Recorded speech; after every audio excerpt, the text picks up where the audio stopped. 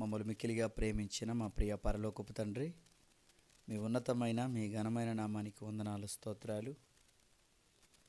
ఇదిగోనయ్యా, మాలో ఊపిరి ఉందంటే కేవలం నాయన మేము మీ పని చేయవలసి ఉంది కనుకనే నాయన, అది ఎల్లప్పుడూ మేము మనసులో ఉంచుకొని మీ చిత్తమును మేము ఎలా నెరవేర్చాలి, మీ పనిని మేము ఎలా చేయాలన్న విషయాలన్నీ నాయన జీవగ్రంథములు మీరు పొందుపరిచారు. ఆ విషయాలను మేము ధ్యానిస్తుండగా చెప్పబోతున్న నాకు సమయోచితమైన జ్ఞానాన్ని దయచేయండి. ఈ యొక్క జ్ఞానంలో నాయన తర్ఫీదు పొందుతున్న విద్యార్థులందరినీ జ్ఞాపకం చేసుకోండి. చక్కగా వినడానికి వినగలిగే చెవులను వారికి దయచేస్తారని నమ్ముతూ యేసుక్రీస్తు నామములో ఈ ప్రార్థన మీకు సమర్పిస్తున్నాను తండ్రి, ఆమేన్.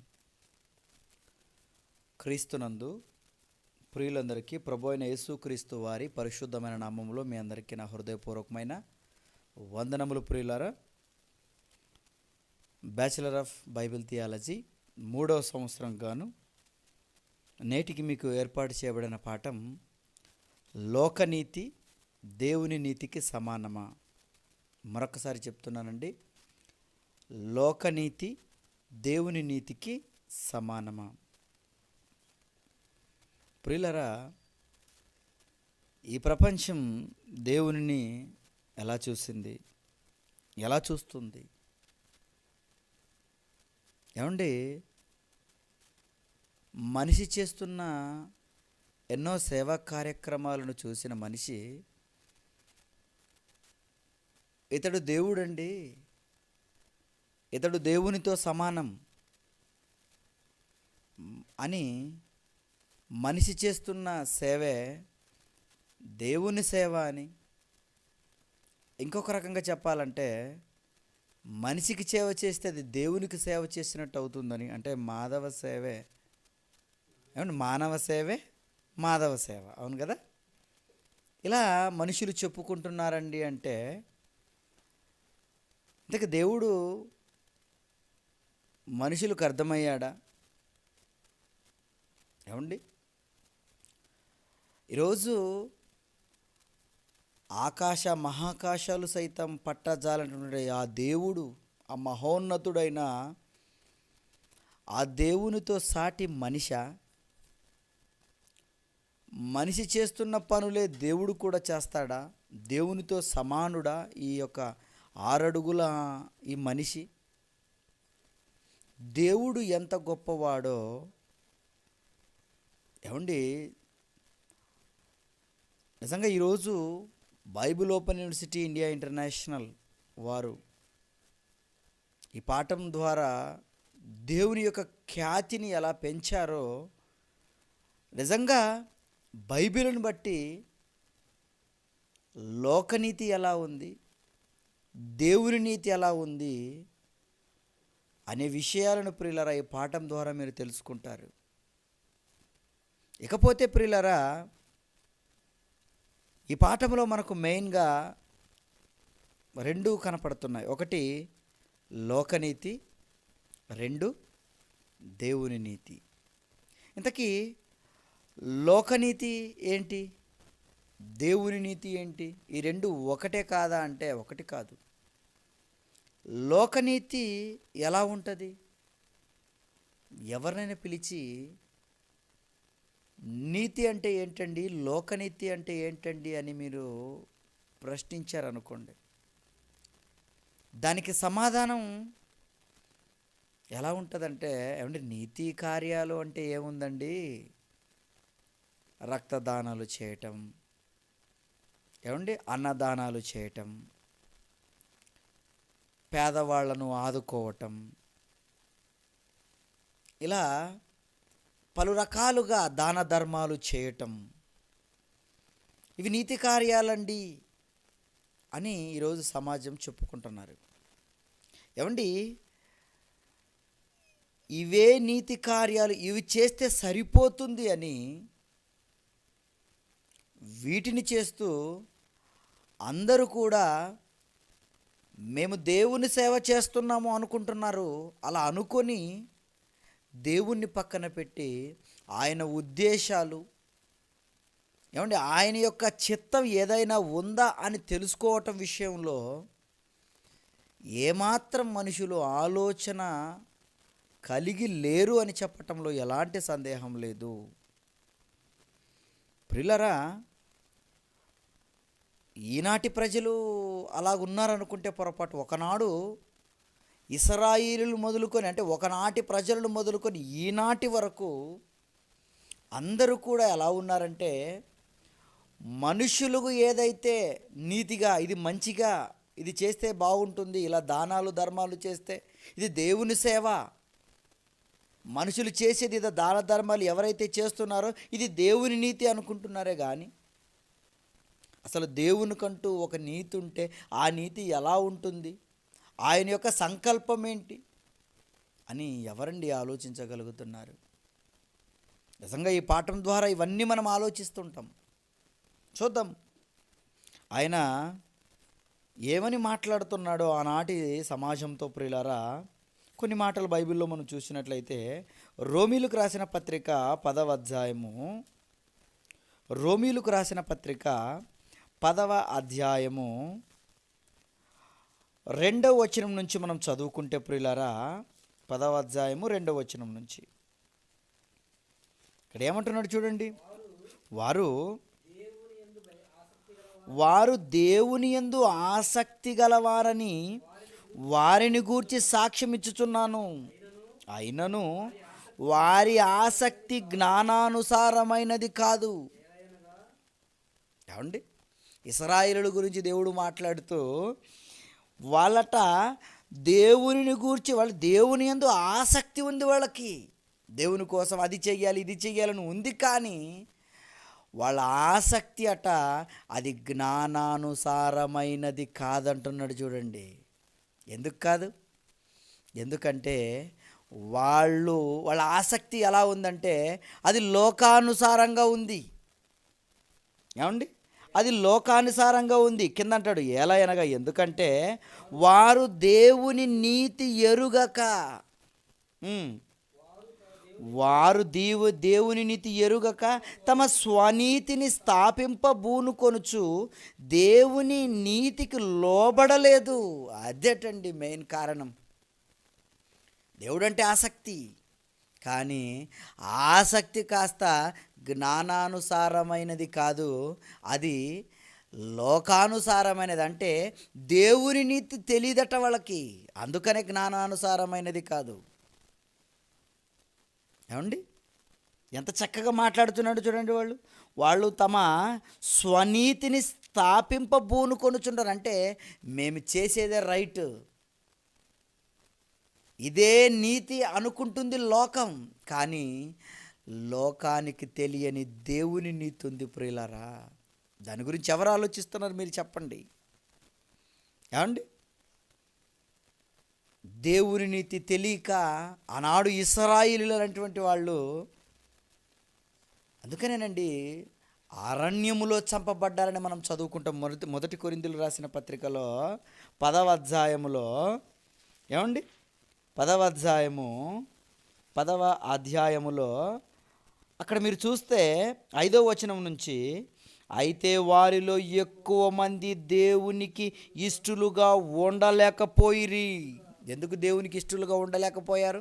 వారు లోక మర్యాదను పాటించారు. లోకంలో తమ స్వనీతిని వాళ్ళు స్థాపించారు. లోకంలో దేవుణ్ణి పక్కన పెట్టి, దేవుడనే ఆయన ఉన్నాడు, ఆయనే మమ్మల్ని చేశాడు, సృష్టికర్త ఆయనే, ఆయన కట్టడలు, ఆయన ఎన్నో నిబంధనలు ఆయన చేశాడు కదా, ఆ నిబంధనలు పాటించవలసి ఉంది నేను అని అనుకుంటున్నాడు ఆ మనిషి. అంటే అనుకోలేదండి, తన ఇష్టానుసారంగా ఇదే రైటు అని లోక మర్యాదను పాటించి దేవుని కోపానికి బలైపోయిన వారు ఆనాడు ఇశ్రాయేలీయులు ప్రియులారా. దేవునికి వ్యతిరేకంగా బతికారు. లోకం అండి, అయ్యో అన్నం లేని వాళ్ళకి అన్నం పెట్టాడు కదండి, అతను మహానుభావుడండి. అయ్యో రక్తం అండి, రక్తం దానం చేశాడు, ఇదిగో అన్ని దానాల కన్నా రక్తదానము అన్నదానము గొప్పది కదా, అవి చేశాడు దేవుడండి, ఇతను దేవునితో సరి సమానం చేశారు ఇలాంటి సేవలు చేసేవాళ్ళని. కానీ అది లోకనీతి అనిపించుకుంటుంది కానీ దేవుని నీతి కాదు ప్రియులారా. ఆనాడు వాళ్ళు ఏమయ్యారో చూడండి. ఏమండి, దేవునికి ఇష్టలుగా ఉండలేకపోయిరు కనుక అరణ్యములో సంహరింపబడిరి. చంపేసేటట్టు దేవుడు. మరి ఏమండి నీతి, అసలు ఏంటిది నీతి? ఆనాడు ఇశ్రాయేలీయులు ప్రియులరా, వాళ్ళు ఎలాంటి నీతిని కోరుకున్నవారంటే, దేవుడు వాళ్ళకి రాజుగా ఉండి వాళ్ళని పరిపాలిస్తుంటే వాళ్ళు సమూయేలు గారితో మాట్లాడిన మాట, ఇదిగో మాకు ఒక రాజు కావాలి. ఒకసారి ఆ భాగాన్ని చూద్దాం చూడండి. మొదటి సమూయేలు గ్రంథము 8వ అధ్యాయము, మొదటి సమూయేలు గ్రంథము 8వ అధ్యాయము 4వ వచనం నుంచి మనం చదువుకుంటే ప్రియులారా, ఇశ్రాయేలులందరూ పెద్దలందరూ కూడారు. ఎందుకు కూడారంటే, రామాలో సమూయేలునద్దకు వచ్చి, చెతగించుము, నీవు వృద్ధుడవు, నీ కుమారులు నీ ప్రవర్తన వంటి ప్రవర్తన గలవారు గారు గనుక సకల జనుల మర్యాద చొప్పున, సకల జనుల మర్యాద, లోకంలో అందరికీ బాగా కనపడితే చాలు, అది దేవుడు మెచ్చుతాడా? అనవసరం మాకు. ఇదేనండి వాళ్ళ నీతి. స్వనీతి అంటారు దీన్ని. స్వనీతి. మనుషులు ఒప్పుకుంటే చాలు, దేవుడు ఒప్పుకుంటాడా? లేదు, ఆయన గురించి మాకు అవసరం లేదు అనే జాతి అండి ఆనాటి జాతి. మరి అదే ఆనాడు ఇశ్రాయేలులు మొదలుకొని నేటి క్రైస్తవుల వరకు ప్రియులారా, అందరి నీతి ఎలా ఉందంటే స్వనీతి. ఇది దేవుని నీతి కాదండి. అందుకనే వాళ్ళు అలా ఆనాడు ఏమంటున్నారు, సకల జనుల మర్యాద చొప్పున మాకు ఒక రాజును నియమింపుము, అతడు మాకు న్యాయము తీర్చునని అతనితో అనిరి. మాకు న్యాయము తీర్చుకట రాజును నియమింపమని వారు అన్న మాట సమూయేలు దృష్టికి ప్రతికూలముగా ఉండెను. ప్రతికూలం ఎందుకు? అనుకూలంగా లేదా? లేదు. ఎందుకు? వీరు దేవుని నీతిని కాదంటున్నారు, మనుషులు అంటే వాళ్ళే స్థాపించుకుంటున్నారు, వాళ్ళే కోరుకుంటున్నారు కనుక ప్రతికూలం అయిపోయింది. అప్పుడు దేవుని దగ్గరికి వెళ్ళి అడిగితే ఆయన ఏమంటున్నాడు చూడండి. ఏమండి, ప్రతికూలం ఉండే కనుక యెహోవాకు ప్రార్థన చేశాడు. 7వ వచనం, అందుకు యెహోవా సమూయేలుకు సెలవిచ్చినదేమనగా, జనులు నీతో చెప్పిన మాటలన్నిటి ప్రకారము జరిగింపుము, వారు నిన్ను విసర్జింపలేదు, తమ్మను ఏలకుండా నన్నే విసర్జించారు. ఇదిగో సమూయేలు, వాళ్ళు ఏదో నువ్వు చెప్పిన మాటలను పక్కన పెట్టారని అనుకోవద్దు, నన్నే విసర్జించారు వాళ్ళు. నా నీతిని పక్కన పెట్టారు. వారు తమ స్వనీతిని వారికిష్టం వచ్చినట్లు బ్రతకడానికి ఇష్టపడుతున్నారు. అంతే కదండి, మనిషికి బ్రతకడానికి తిండి, గాలి, నీరు ఇవన్నీ పుష్కలంగా పెట్టేవాళ్ళు ఎవరైనా ఉన్నారా? వాళ్ళకే మేము ఓటేసేస్తాం, వాళ్ళే మాకు కావాలి. దేవుణ్ణి చూపించేవాళ్ళు, దేవుని నీతి న్యాయాలు జరిగించేవాళ్ళు, దేవుని కట్టడలను పాటించమని చెప్పేవాళ్ళు అవసరం లేదు. అలాంటి వాళ్ళు మాకు విరోధులు అని చెప్పేవాళ్ళు లేరంటారా? మీరు చెప్పండి. ఈ లోకంలో ఎలా ఉందంటే ప్రియులరా, లోక మర్యాదను అనుసరిస్తూనే ఉన్నారు. ప్రజలందరూ అలాగే ఉన్నారా? అందరండి.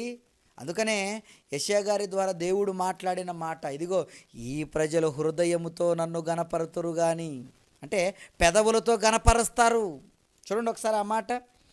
యెషయా గ్రంథం 29వ అధ్యాయము 13వ వచనములో, ఈ ప్రజలు నోటి మాటతో అంటే హృదయము నిండిన దాన్ని బట్టి నోరు మాట్లాడుతుంది కదా, హృదయం అంతా ఏమి నిండుకొని ఉంది? దేవుడు ఏదో మాట మాత్రం సెలవిస్తే సరిపోతుందిలే, మాటతో గనపరిస్తే సరిపోతుందిలే, ఆయన పని ఖచ్చితంగా చేయాలా, ఆయన కట్టడలు ఖచ్చితంగా అనుసరించాలా, పాటించాలా అని ఏమండి ఇప్పట్లో కూడా లేరా? మీరు చెప్పండి. అందుకని ఆనాడు ఏమని రాయిస్తున్నాడు చదవండి ఒకసారి. యెషయా గ్రంథము 29వ అధ్యాయము 13వ వచనంలో ప్రియులారా ఏమంటున్నాడు చూడండి. అక్కడ 29వ అధ్యాయం 13వ వచనంలో ప్రభువు ఇలాగు సెలవిచ్చుచున్నాడు, ఈ ప్రజలు నోటి మాటతో నా యొద్దకు వచ్చుచున్నారు, పెదవులతో నన్ను గనపరచుచున్నారు, కానీ తమ హృదయమును నాకు దూరము చేసుకొని ఉన్నారు. వారు నా ఎడల చూపు భయభక్తులు మానవుల విధులను బట్టి వారు నేర్చుకొనినవి. మానవులు కొన్ని విధులు ఏర్పాటు చేసుకున్నారటండి. ఇదిగో మానవులు కల్పించిన పద్ధతులు, దేవోపదేశములని, ఇదే మాటను ఇదిగో గుర్తు చేస్తాడు యేసుక్రీస్తుల వారు మార్కు రాసిన సువార్త 7వ అధ్యాయం 7వ వచనంలో. అంతే కదండి, మార్కు రాసిన సువార్త 7వ అధ్యాయం 7వ వచనంలోను, అలాగే మత్తయి రాసిన సువార్త 15:9లోనూ ఉంటుంది. ఒకసారి మార్కు రాసిన సువార్తకు వచ్చేయండి. ఇదే మాటను యేసుక్రీస్తుల వారు జ్ఞాపకం చేస్తూ ప్రజలు ఎలా ఉన్నారని చెబుతున్నాడు చూడండి. అక్కడ మార్కు రాసిన సువార్త 7వ అధ్యాయం 7వ వచనం నుంచి, వారు మానవులు కల్పించిన పద్ధతులు, దేవోపదేశములని బోధించుచున్నను వ్యర్థముగా ఆరాధించుచున్నారు. ఇదిగో మేము చెప్పేది ఇదే సేవ, దేవుని సేవ. దేవుని కట్టడలా లేదు, మేము చెప్పేదే దేవోపదేశం, ఇదే దేవోపదేశం అని దేవునిని వ్యర్థముగా ఆరాధిస్తున్నారట. అంతేకాదు 8వ వచనం అంటాడు, మీరు దేవుని ఆజ్ఞను విడిచిపెట్టి మనుష్యుల పారంపర్య ఆచారములు గైకొనుచున్నారు, మరియు ఆయన మీరు మీ పారంపర్య ఆచారము గైకొనుటకు దేవుని ఆజ్ఞను బొత్తిగా నిరాకరించుదురు. దేవుని ఆజ్ఞను పక్కన పెట్టి ఏమండి పెద్దల పారంపర్య ఆచారాలటండి, మనుషుల పారంపర్య ఆచారాలు, వాళ్ళల్లో వాళ్ళే ఆచారాలు ఎన్నో పుట్టించుకొని ఇదే నీతి. ఇదిగో భోజనానికి ముందు చేతులు కడుక్కోవాలి, ఏమండి స్నానం చేయాలి, పాత్రలు శుభ్రంగా తోమాలి, ఏమండి చెప్పులు వేసుకొని ఎక్కడికైనా వెళ్ళాలి. అంటే ఇలాంటి నీతులు, ఇదే నీతా? గుడికి తప్పకుండా వెళ్ళిపోవడం నీతా? ఏమండి ఈరోజు ఏదండి నీతి? ఇది లోకనీతి, లోక మర్యాద. ఆనాడు కూడా వాళ్ళు ఎలా ఉన్నారటండి, ఏమండి మనుషుల పారంపర్య ఆచారాలు పాటిస్తున్నారు, ఇవన్నీ చేస్తున్నారు, కానీ దేవుని ఆజ్ఞను పక్కన పెట్టారు. అందుకని యేసుక్రీస్తుల వారు ఇదిగో మీ వల్ల దేవుని ఆజ్ఞ, దేవుని మాట నిరర్ధకమైపోతుందయ్యా. మీరు ఈ లోక మర్యాదను మీరు అనుసరిస్తున్నారు, లోకనీతిని మీరు అనుసరిస్తున్నారు. అందుకని రోమీలకు రాస్తూ పౌలు గారు ఏమన్నాడో తెలుసా? ఏమండి 12వ అధ్యాయం రోమీలకు రాసిన పత్రిక 2వ మాట, ఏమండి రోమీలకు రాసిన పత్రిక 12వ అధ్యాయము 2వ వచనంలో, మీరు ఈ లోక మర్యాదను అనుసరింపకని చెప్పేశాడు చూడండి క్లియర్గా. ఈ లోక మర్యాద వద్దు, ఎందుకంటే ఈ లోక నీతి అది దేవునికి లోబడదు, దేవుని ఆజ్ఞను నెరవేర్చదు.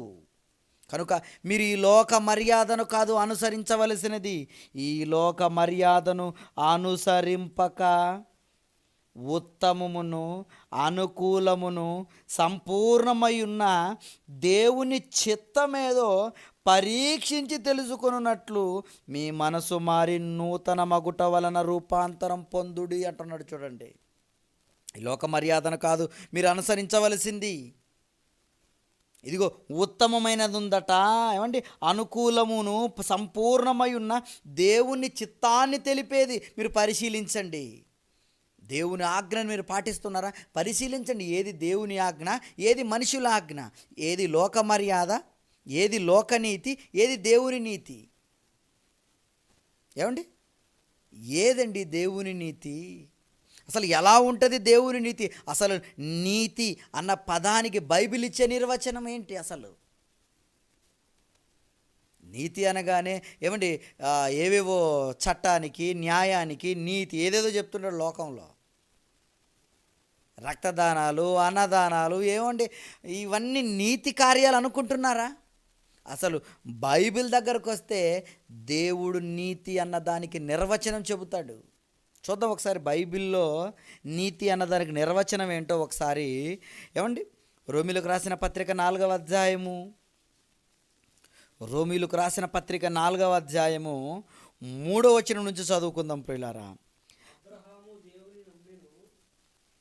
లేఖనము ఏమి చెప్పుచున్నది?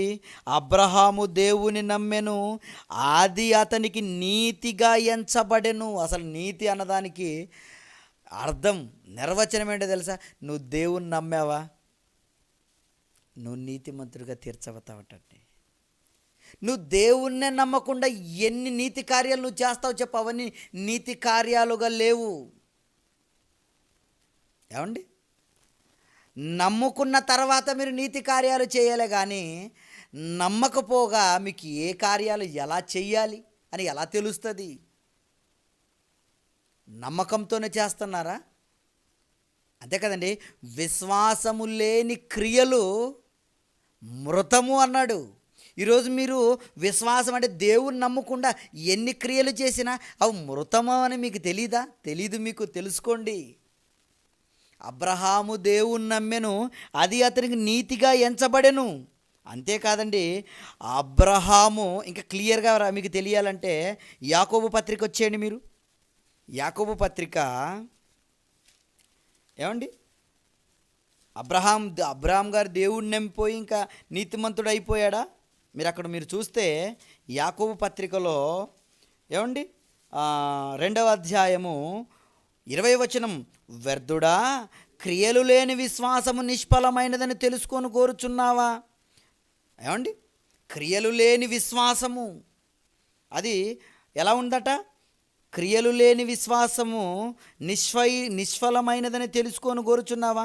మన పితరుడైన అబ్రహాము తన కుమారుడైన ఇసాకును బలిపీఠం మీద అర్పించినప్పుడు అతడు క్రియల వలన నీతిమంతుడని తీర్పు పొందలేదా? అతడు పనిచేశాడు, నమ్ముకున్న తర్వాత క్రియలు. కనుక ఇక్కడ ఏమంటున్నాడు? విశ్వాసం అతని క్రియలతో కూడి కార్యసిద్ధి కలుగజేసననియు, క్రియల మూలముగా అతని విశ్వాసము పరిపూర్ణమైనదనియు గ్రహించుకొనుచున్నావు. కాబట్టి అబ్రహాము దేవుని నమ్మెను, అది అతనికి నీతిగా ఎంచబడెను అని లేఖనము నెరవేర్చబడెను. ఎంత క్లియర్గా రాసేసారు చూడండి. మీరు దేవుని నమ్ముకోకుండా నీతి కార్యాలు చేస్తామంటే, నమ్ముకున్న తర్వాత అది ఏ విధంగా చేయాలో, ఏ లైన్లో చేయాలో, అది క్లియర్గా మీరు ఎలా ఉండి చేయాలో, ఏమండి చేస్తున్న మీరు నిజంగా దేవుణ్ణి నమ్ముకున్నారా? మేము ఎలా ఉన్నా పర్లేదండి, మేము చేసేస్తామండి అంటే మీ నీతి కార్యాలు దేవుని దగ్గరికి వెళ్ళిపోతాయా? ఏమండి, ఈరోజు జ్ఞానం అర్థం కాక నేను ఎలా ఉన్నా పర్లేదండి, నేను ఒక దొంగనండి, నా దొంగ సొమ్ములో నుంచి కొంత దానం చేస్తానండి, నాకు పుణ్యం వచ్చేస్తుందని అంటావా? నేను మోసగాడండి, నేను వ్యభిచారండి, నేను ఎలాగున్నా పర్లేదండి, నేను దాన ధర్మాలు చేస్తానండి, నాకంటూ ప్రతిఫలం వస్తుందని అనుకుంటున్నారా? అది ఈ లోకనీతి నీకు అనిపించొచ్చలా. ఈ లోకంలో మనుష్యులు ఒకవేళ అలా ఏమండి అలా అనుకోవచ్చు, కానీ దేవుని నీతి ఆ నీతికి సమానం కాదు. ముందుగా నువ్వు బాగున్నావా? నువ్వు దేవుని నమ్ముకున్నావా? అలా నమ్ముకున్న నువ్వు దేవుని ఆజ్ఞను పాటిస్తున్నావా? విశ్వాసము అతని కార్యాలతో ఏం చేసిందట? విశ్వాసము అతని క్రియలతో కూడి కార్యసిద్ధి కలుగజేసింది. విశ్వాసమే కార్యసిద్ధి కలుగజేస్తుంది. విశ్వాసం లేకుండా నేను కార్యాలు చేసేస్తానండి అంటే లేదు ప్రియులారా. కనుక ఈ లోక మర్యాదను మీరు అనుసరించక లోకంలో ఉన్న ఇదే నీతి అండి అనుకుంటే సరిపోదు.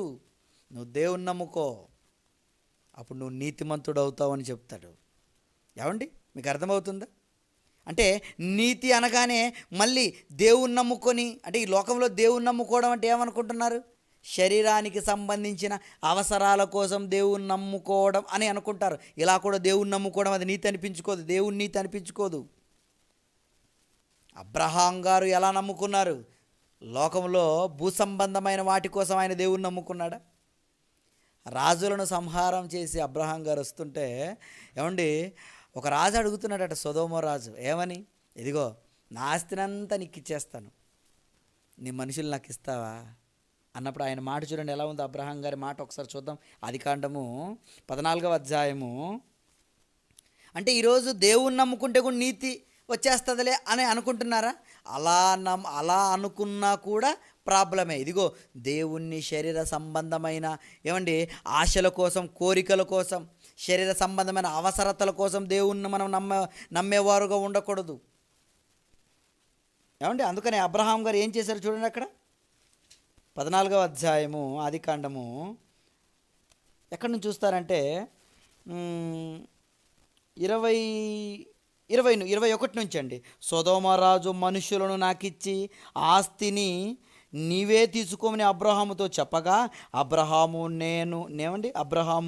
నేనే అబ్రహాము ధనవంతునిగా చేసిదని నువ్వు చెప్పకుండానట్లు ఒక నూలు పోగైనను చెప్పులు వారైనను నీ వాటిలో ఏదైనా తీసుకునని ఆకాశమునకు భూమికి సృష్టికర్తైన సర్వోన్నతుని దేవుడైన యెహోవా ఎదుట నా చెయ్యెత్తి ప్రమాణము చేసి ఉన్నాను. దేవుని ఎలా కనపరుస్తున్నాడు చూడండి. ఇదిగో ఆకాశముకు భూమికి సృష్టికర్తన ఆ దేవుని దగ్గర నేను ప్రమాణం చేశాను. నువ్వెంత, నీ ఆస్తి ఎంత, నాకు ఆ దేవుడు కావాలి, నువ్వు అవసరం లేదు. ఎంత చక్కగా అబ్రహాము గారు చెబుతున్నాడు చూడండి. అంటే అబ్రహాము గారు భూ సంబంధమైన వాటి కోసం ఆలోచించలేదు. మరి ఈరోజు నువ్వు దేవుని నమ్ముకున్నావంటే బయట మనుషులు ఎలా భక్తి కలిగి ఉన్నారో అంతే కదండి. బయట భక్తి, బయట నీతి ఏది? బయట దేవుడు తెలియని వాళ్ళు, దేవుని తెలియని ప్రజలు ఏదో గుడికి వెళ్ళడం భక్తి, అది ఒక నీతి. పండగలు చేయడం ఒక నీతి, అదొక మర్యాద. ఇదిగో ఆదివారం కాగానే గుడికి వెళ్ళాలి, చక్కగా వైట్ షర్టు, వైట్ ప్యాంటు లేదా మొత్తం తెల్ల బట్టలు వేసుకొని బైబిల్ సంచిలో పెట్టుకొని వెళ్ళిపోవాలి మర్యాదగా. వాళ్ళు ఎలా ఉన్నారో మీరు కూడా అలాగే కదండి. వాళ్ళకొక గుడి, మీకొక గుడి. వాళ్ళకొక పూజారి, మీకొక పాస్టర్ గారు. వాళ్ళు చందా వేస్తారు, మీరు కానుకలు పెట్టులో కానుకేస్తారు. అదేనా? అది లోక మర్యాద. నిజానికి మీ జీవితమే దేవునికి సాక్రిఫైస్. అంటే దేవుడు చెప్పినట్లు మీ శరీరం బ్రతకాలి. ఇది దేవుని నీతి తెలుసా?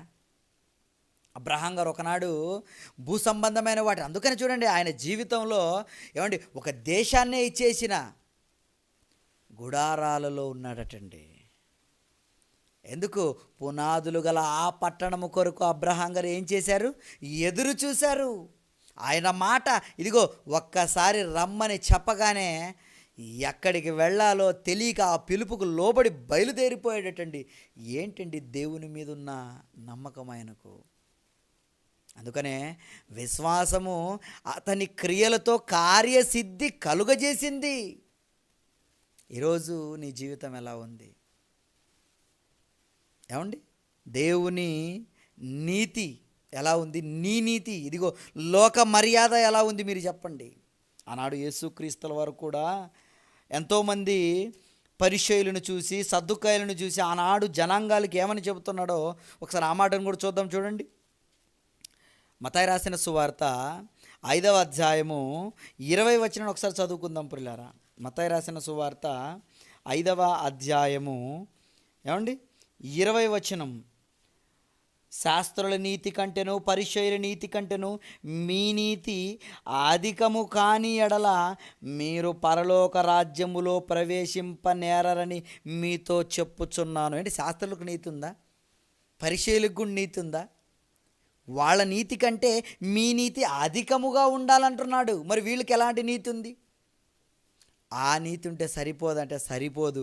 అది లోకనీతి, వాళ్ళు నియమించుకున్న నీతి, మనుష్యుల పారంపర్య ఆచారాలకు సంబంధించిన నీతి. అంతే కదండి. వాళ్ళ నీతిని చూసినప్పుడు యేసుక్రీస్తుల వారు మాట్లాడతారు. వాళ్ళ నీతి ఎలా ఉందో చూడండి ఒకసారి. 23వ అధ్యాయం, అక్కడే మత్తయి రాసిన సువార్తలో 23వ అధ్యాయము 2వ వచనం నుంచి మనం చదివితే, శాస్త్రులు పరిసయ్యులను మోషే పీఠమందు కూర్చుండువారు గనుక వారు మీతో చెప్పు వాటన్నిటిని అనుసరించి గైకొనండి. వాళ్ళు పైన కూర్చుంటారు కనుక వాళ్ళు చెప్పినవని వినండి. ఆయనను వారి క్రియల చొప్పున మీరు చేయకుడి. వారి క్రియలు వాళ్ళని చూసి వాళ్ళు చేసే మీరు చేశారు అంటున్నాడు. ఎందుకు? వారు చెప్పుదురే కానీ చేయరు. అదండి లోకనీతికి దేవుని నీతికి తేడా. దేవుని నీతి చెప్పి చేయని వారుగా ఉండరు. చెబుతారు, చేస్తారు. వాక్యం చెబుతారు, వాక్య ప్రకారం జీవిస్తారు, ఇతరులను జీవించమంటారు. ఇది దేవుని నీతి. మరి లోకనీతి వారు చెప్పుదురే గాని చేయరు, మోయ శక్యము కాని భారమైన బరువులు కట్టి మనుష్యుల భుజముల మీద వారు పెట్టుదురే గాని తమ వేలితోనైనను వాటిని కదిలింపనున్నారు. మనుషులకు కనబడు నిమిత్తము తమ పనులన్నీ చేయుదురు, తమ రక్షారేకులు వెడల్పుగాను తమ చెంగులు పెద్దవిగాను చేయుదురు. విందులలో అగ్రస్థానములు, సమాజ మందిరములలో అగ్రపీఠములు, సంత వీధులలో వందనములను, మనుషుల చేత బోధకులను పిలువబడుదురు. ఎలా ఉన్నారు చూడండి. ఆ నీతి ఎలా ఉందట? పరిచయుల నీతి, ఏమంటే శాస్త్రుల నీతి. అగ్రపీఠములు కోరుతారట, మనుషులు కనపడేటప్పుడు చేస్తారట, కనబడకుంటే చేయరట. అంటే ఎలా ఉంది ఇది? బయట ఒకలాగా లోపల ఒకలాగా. అంటే బయట ఒకలాగా, బయటికి మాత్రం దాన ధర్మాలు చేయటం ఇది లోక మర్యాద, లోపల నువ్వు అదే అంటాడు. అయ్యో శాస్త్రులారా, పరిచయులారా, మీరు అలా కిందకి మీరు చదివితే 23వ వచనంలో మీరు పుదీనాలోను సోంపులోను జీలకర్ర, అంటే జీలకర్రలో 10వ వంతు చెల్లించి ధర్మశాస్త్రంలో ప్రధానమైన విషయంలో అనగా న్యాయమును, కనికరమును, విశ్వాసమును విడిచిపెట్టితిరి, వాటిని మానక వీటిని చేయవలసి ఉండెను. ఏమండి? వాటిని మానక వీటిని చేయవలసి ఉండెను. ఇదిగో పుదీనాను ఏదో ఏమండి ఇవ్వాలి, 10వ వంతు ఇవ్వాలి, కానీ మీరు వేటిని మానేశారు? ఏమండి? ధర్మశాస్త్ర సంబంధంలో ప్రధానమైన విషయములట న్యాయము, కనికరం, విశ్వాసం. అంటే దేవుని మాటను పక్కన పెట్టారు. వాళ్ళు నియమించుకున్న ఇదిగో మీరు ఈ దశంభాగాలు ఇవ్వాలి, ఈ వంతులు ఇవ్వాలి, ఇవి ఇవ్వాలి, వీటిని పాటిస్తున్నారట. అంటే ఎలా ఉన్నారు వీళ్ళు? ఒక మాటలో చెప్పాలంటే కిందకంటాడు. ఏమండి? అందులైన మార్గదర్శకులారా, దోమ లేకుండానట్లు వడియగట్టి ఒంటెను మింగువారు మీరే. అయ్యో వేషధారుణ శాస్త్రులారా, పరిచయులారా, మీరు గిన్నెయు పళ్ళెమును వెలుపడ శుద్ధి చేయుచున్నారు, కానీ అవి లోపల దోపుతోనూ అజేంద్రియత్వంతో నిండుకొని ఉన్నవి. గుడ్డి పరిచయుడా, గిన్నెయు పళ్ళెమును వెలుపల శుద్ధి అగునట్లు ముందు వాటి లోపల శుద్ధి చేయుము. అయ్యో వేషధారుణ శాస్త్రులారా, పరిచయులారా, మీరు సున్నము కొట్టిన సమాధులు పోలి ఉన్నారు. అవి వెలుపల శృంగారముగాను అగుపడు, కానీ లోపల చచ్చిన వారి ఎముకలతోనూ సమస్త కల్మషముతోనూ నిండి ఉన్నవి. అలాగే మీరు వెలుపల మనుషులకు నీతిమంతులుగా కనపడుతున్నారు, కానీ లోపల వేషధారణతోనూ అక్రమంతోనూ నిండి ఉన్నారు అంటున్నాడు. చూడండి, ఇది పరిచయుల ఏమండి శాస్త్రుల యొక్క, సదుకాయుల యొక్క ఇది ఒక నీతి అట్టండి. ఇది అంటే పైన అన్నీ చేసేస్తారు, నీతిగా అందరికి నీతిగా కనపడుతుంది. ఇదే సకల జనుల మర్యాద. అంటే మనుషులకు బాగా కనబడితే చాలు, లోపల ఎలాగైనా ఉండొచ్చు. అంతే కదండి. ఈరోజు సమాజం ఉండేది అదే కదండి. ఒక రాజకీయ నాయకుడు మొదలుకొని చిన్నవాడి వరకు బయట మాత్రం బాగుంటాడు, బయటికి మాత్రం నీతి సూత్రాలు చెప్తాడు, లోపల క్రూరమైన వాడు తోడేల్లాగా ఉంటాడు. అందుకనే ఇదిగో మీరు బయట మాత్రం బాగుంటే అది దేవుని నీతికి ఏమండి సమానం కాదు. అందుకని ఆనాడు దేవునికి ఇష్టలుగా ఉండలేకపోయారు ఏ ఒక్కరు కూడా. అందరూ దేవుని కోపానికి బలైపోయిన వారే మనకు కనపడతారు ప్రియులారా. కనుక ఇది దేవుని నీతి కాదండి. బయట ఒకలాగా లోపల ఒకలాగా, బయట శుభ్రంగా ఉండి లోపల దోపుతోనూ అజేంద్రిత్యముతోనూ సమస్త కల్మషంతో నిండి ఉంటే ఎలా? బయట మాత్రం సమాధి చూడడానికి బాగుంటుంది, లోపల కంపు వాసన, కుళ్ళు వాసన. అలా ఉన్నాయి మీ జీవితాలు. కారణం మీరు లోక మర్యాదను అనుసరిస్తున్నారు కనుక. ఈ లోక మర్యాదను అనుసరింపక, అది అనుసరిస్తే మాకు సరిపోతుందిలే, దాన ధర్మాలు మేము చేసేస్తున్నాంలే, మేము ఎలాగున్నా పర్లేదులే అనుకుంటున్నారా? అలా అనుసరింపక అన్నాడండి. అందుకని ఉత్తమమును, అనుకూలమును, సంపూర్ణమై ఉన్న దేవుని చిత్తం ఏదో మీరు పరిశీలించండి. అసలు దేవుడు ఎందుకు నిన్ను చేశాడు? అందుకనే పౌలు గారండి ఇవన్నీ ఆలోచించాడు. అన్నీ ఆలోచించి ఆయన ఏం చేశాడో చూడండి. ఫిలిప్పీలకు రాసిన పత్రిక, ఏమండి, ఫిలిప్పీలకు రాసిన పత్రిక 3వ అధ్యాయం 9వ వచనంలో పౌలు గారు ఏమంటున్నాడు చూడండి. అక్కడ 3:9 అద్దండి, క్రీస్తును సంపాదించుకొని ధర్మశాస్త్రం వలనైన నీతిగాక క్రీస్తు నందలి విశ్వాసము వలనైన నీతి. ఎందుకంటే ధర్మశాస్త్రము వలనైన నీతిని వీళ్ళు ఏం చేశారంటే చెరిపేశారు. వాళ్ళ ఆచారాల ప్రకారము వాళ్ళ తమ స్వనీతిని ఏమండి కలిపేశారండి. అంతా కలిపి చెరిపేశారు. అందుకనే ధర్మశాస్త్రం, ఇదిగో మీరు నియమించిన ధర్మశాస్త్రం వలన నీతి వలన కాక క్రీస్తు నందలి విశ్వాసము వలన నీతి అనగా విశ్వాసమును బట్టి దేవుడు అనుగ్రహించు నీతి గలవాడనై ఆయన యందు అగపడు నిమిత్తము. ఇదిగో ఆయన కనపడాలి, మనుషులకు కాదు. అది దేవుని నీతి అంటే. ఆయనకు అగపడు నిమిత్తము ఏ విధము చేతనైనను మృతులో నుండి నాకు పునరుద్ధానం కలగవలనని ఆయన మరణం విషయములో సమాన భావము గలవాడనై ఆయన పునరుద్ధాన బలమును ఎరుగు నిమిత్తము ఆయన శ్రమలోను పాలివాడనగుట ఎట్టుదో ఎరిగి నిమిత్తము సమస్తమును నష్టపరుచుకొని వాటిని పెంటతో సమానముగా ఎంచుకొనుచున్నాను. ఎన్ని మాటలు చెప్పేశాడండి పౌలు గారు. కారణం ప్రియులారా, దేవుడు అర్థమైపోయాడు, దేవుని నీతి అర్థమైపోయింది. దేవుని నమ్ముకున్న వాళ్ళకి దేవుని నీతి అర్థమైపోతుందండి. ఈ సమస్తము వెండి బంగారు వీటిని సంపాదించుకుంటున్నా లేదు. వీటన్నిటిని కావాలంటే ఇదిగో పెంటతో సమానం. దేవుని కోసం నేను విడిచిపెట్టేస్తాను. క్రీస్తునందలి విశ్వాసమే అదొక నీతి. యేసుక్రీస్తుల వారు ఎలా చెప్పారో అలా బ్రతకడమే నీతిగా బ్రతకడం.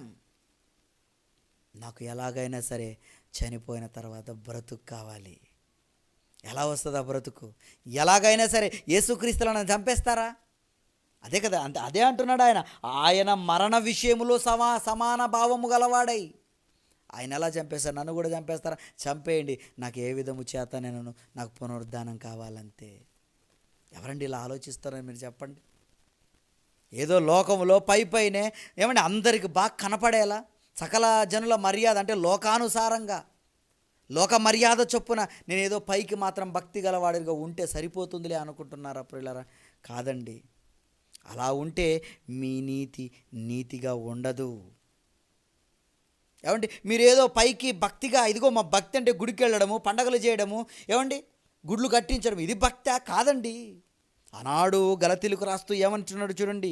ఇదిగో మీరు వీటిని భక్తి అనుకుంటే, మీరు ఇవి నీతి కార్యాలు అనుకుంటే పొరపాటు. ఎక్కడ చెప్తాడు? ఏమండి గలతీలకు రాసిన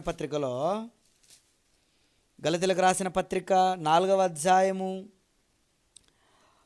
9వ వచనం నుంచండి. ఇప్పుడు మీరు దేవుని ఎరిగిన వారును మరి విశేషముగా దేవుని చేత ఎరగబడిన వారై ఉన్నారు గనుక బలహీనమైనవియు నిష్ప్రయోజనమునైన మూలపాఠముల తట్టు మరలా తిరగనేలా.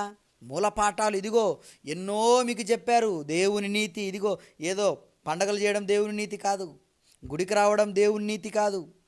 ఇదిగో గుడికొచ్చిన మీరు, పండగలు చేస్తున్న మీరు దేవుని ఆజ్ఞను ఏమైనా మీరు తృణీకరిస్తున్నారా? మీ వలన దేవుని ఆజ్ఞ ఏమైనా నిరర్థకమైపోతుందా?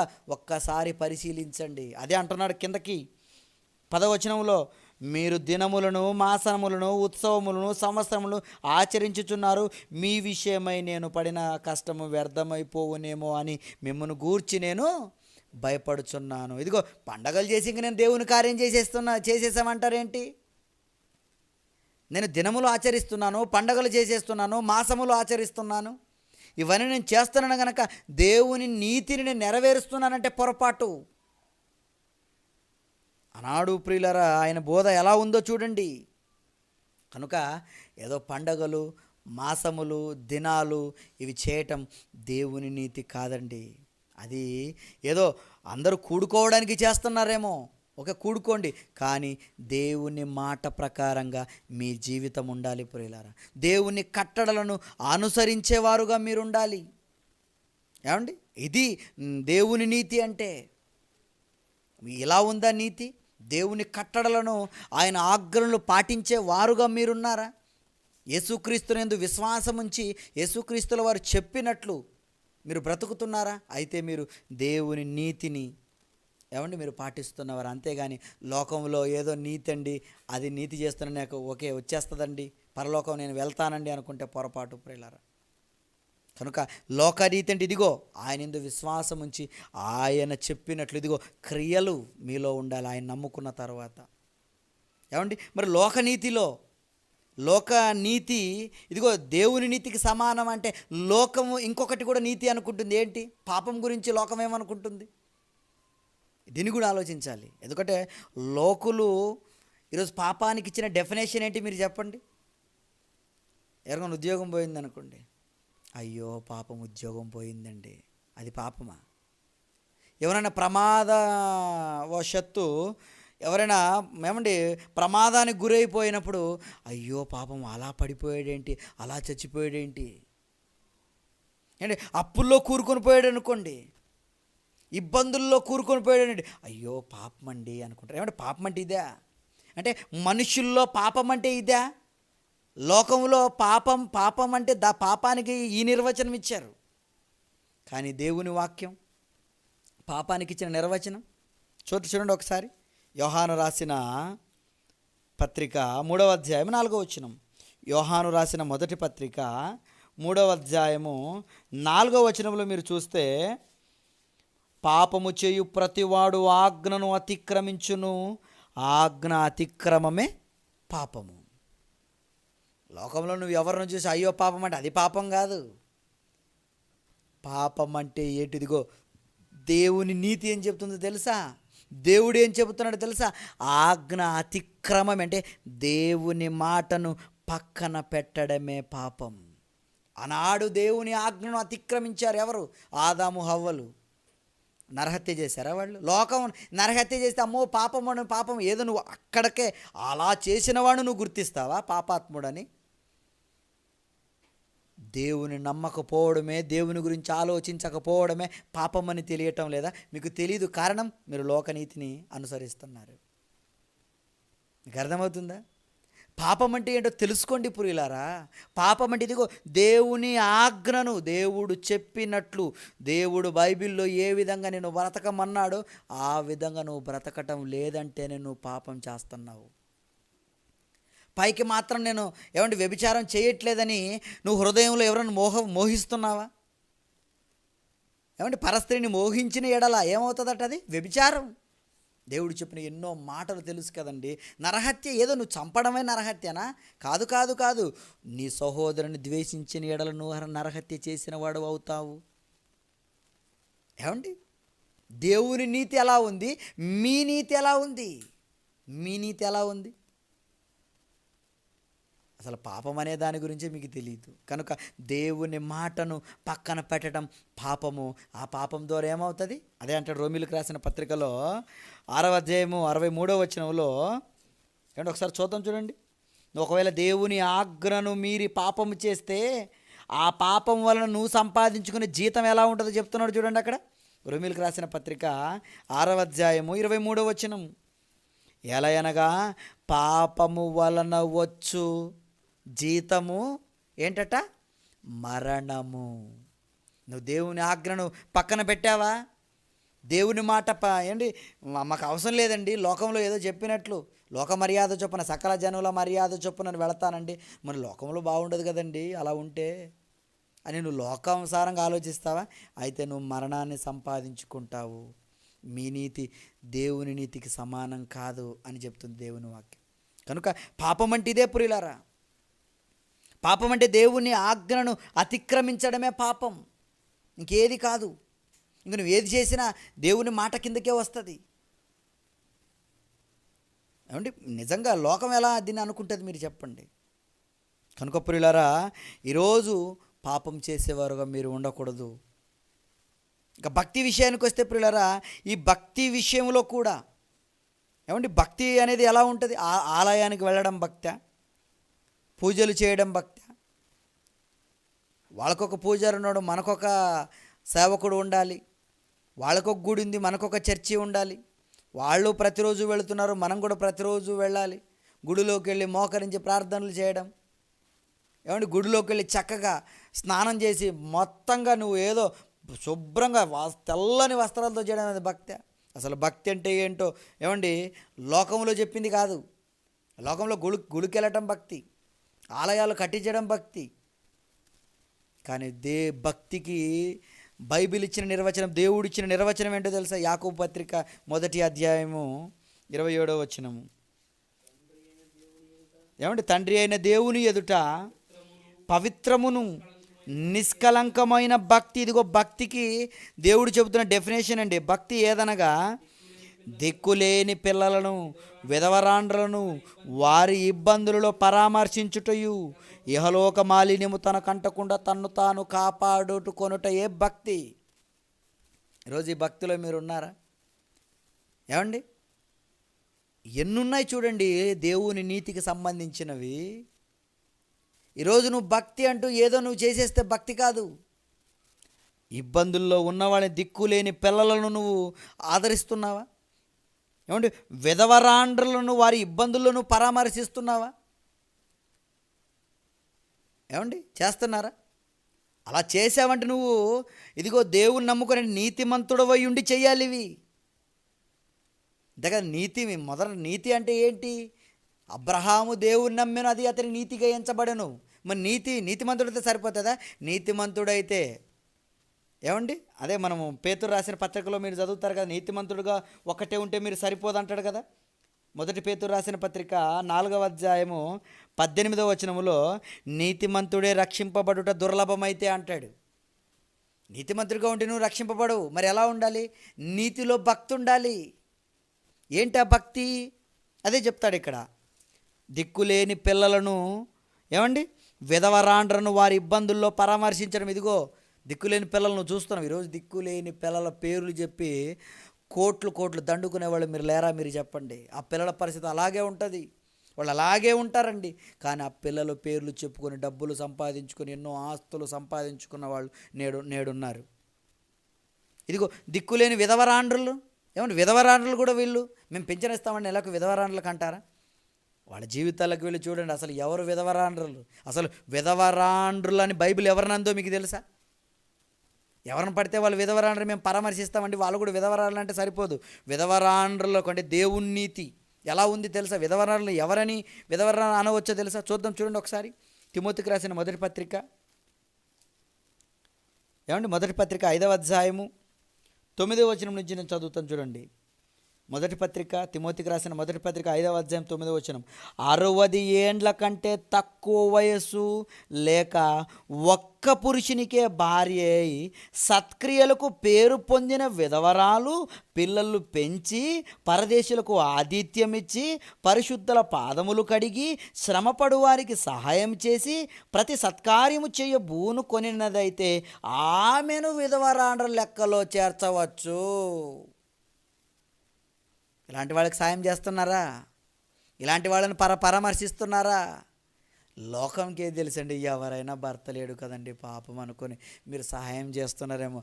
అది నీతి కార్యం లోకానికి కనపడవచ్చు, కానీ అది దేవుని నీతిని నెరవేర్చదు ప్రియులారా. మీకు అర్థమవుతుందా? ఏమండి, ఎలా ఉండాలట? ఆవిడని విధవరాల లెక్కలో చేర్చాలంటే ఎన్ని కేటగిరీలు ఉండాలట? ఒకే పురుషునికి భార్య అయి ఉండాలట.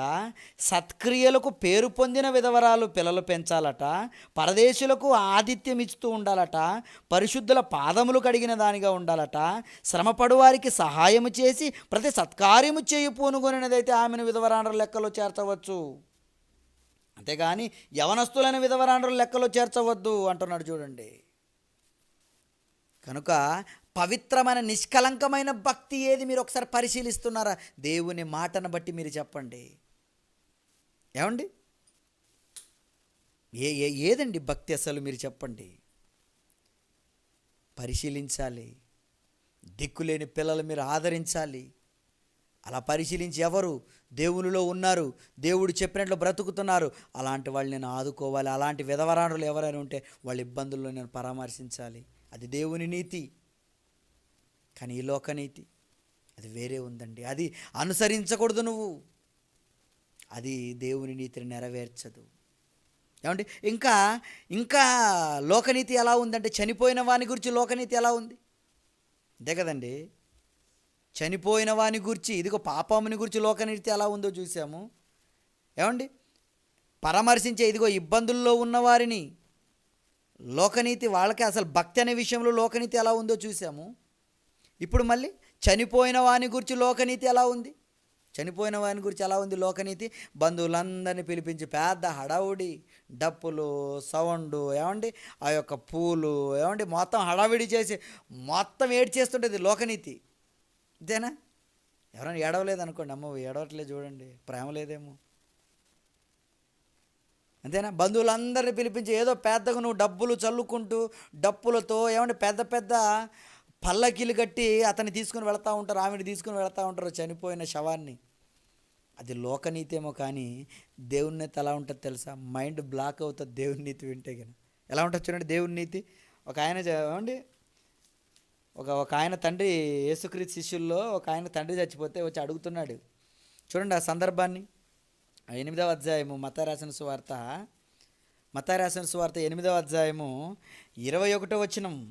శిష్యులలో మరి ఒకడు, ప్రభువా, నేను మొదట వెళ్ళి నా తండ్రిని పాతి పెట్టుకుని నాకు సెలవిమ్మని అడగగా.